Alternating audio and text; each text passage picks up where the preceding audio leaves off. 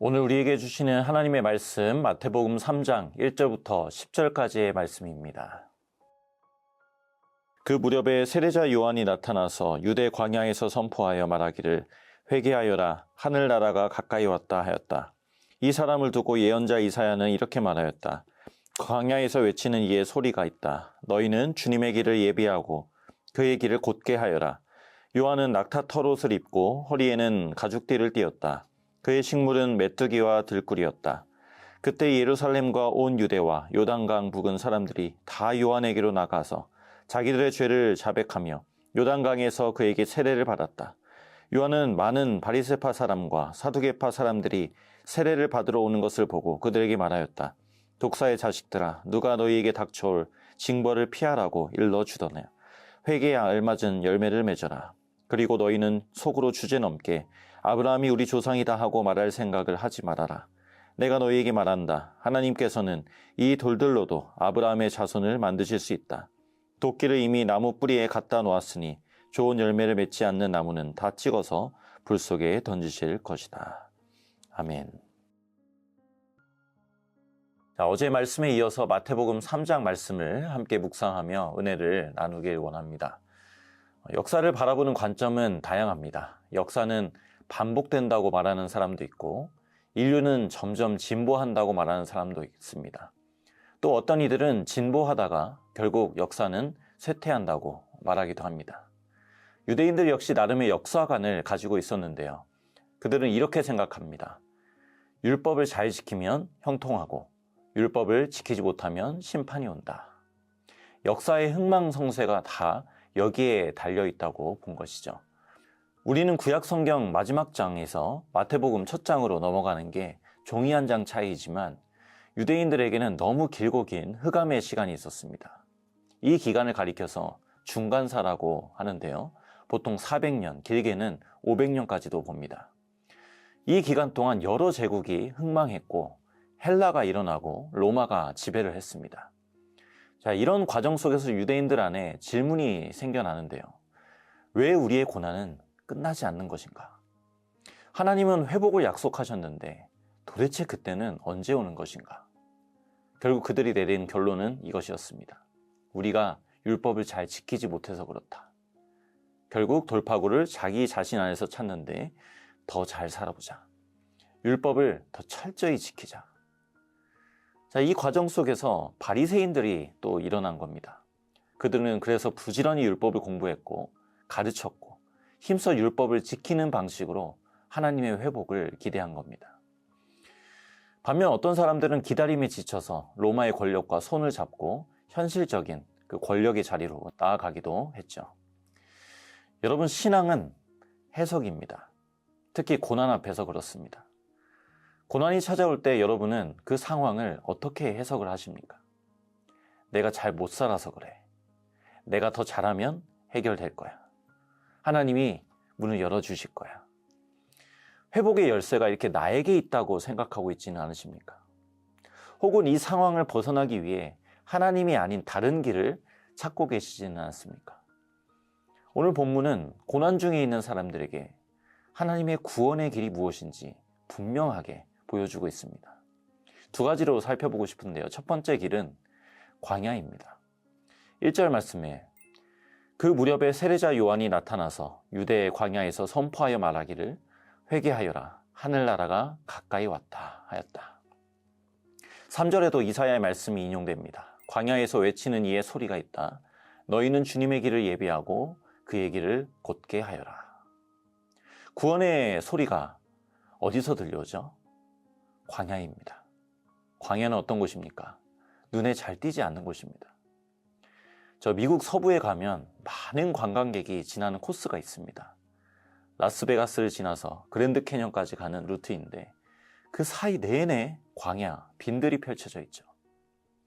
모두가 화려한 조명이 가득한 그 라스베가스, 또 웅장하고 가슴 뛰는 그랜드 캐년만 원하지 그 사이에 있는 광야는 원하지 않습니다.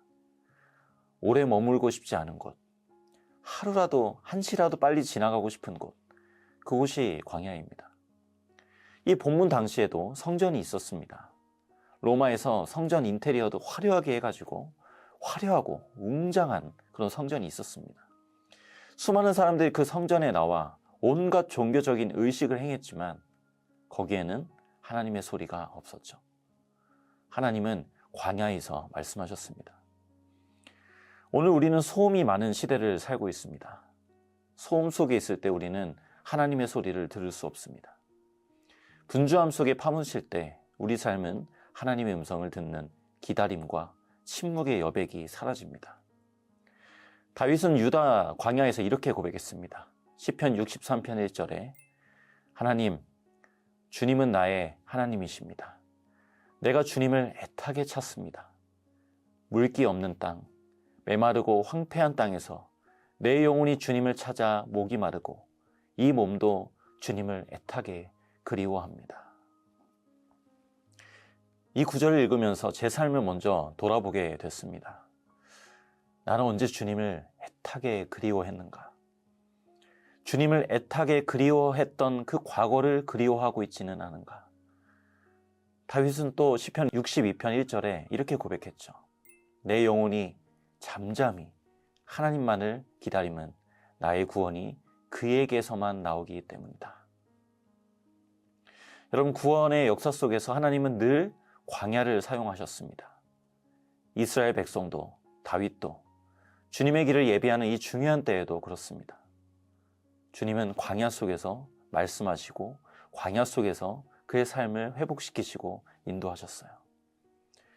너무 바쁘기 때문에 기도합니다 라는 책의 제목처럼 우리도 삶의 광야 한가운데 서서 주님을 독대하고 주님을 바라보고 주님을 애타게 그리워하는 가운데 우리의 이 고난을 능히 감당케 하실, 또 우리의 삶을 삶되게 하실 귀한 말씀이 우리 마음에 임하는 은혜가 있게 되기를 간절히 소망합니다.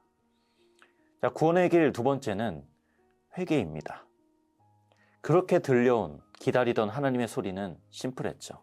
2절입니다. 말하기를 회개하여라, 하늘나라가 가까이 왔다. 하늘의 나라는 하나님의 다스림이죠. 헤롯 같은 이 로마의 폭군이 아니라 선하신 하나님이 가장 좋은 길로, 가장 완전한 길로 다스려 주시고 통치해 주시는 것, 그 하늘나라 얼마나 귀합니까? 그런데 하늘나라는 바로 시작되지 않습니다. 회개할 때 가까이 온 하늘나라를 경험하는 것이죠.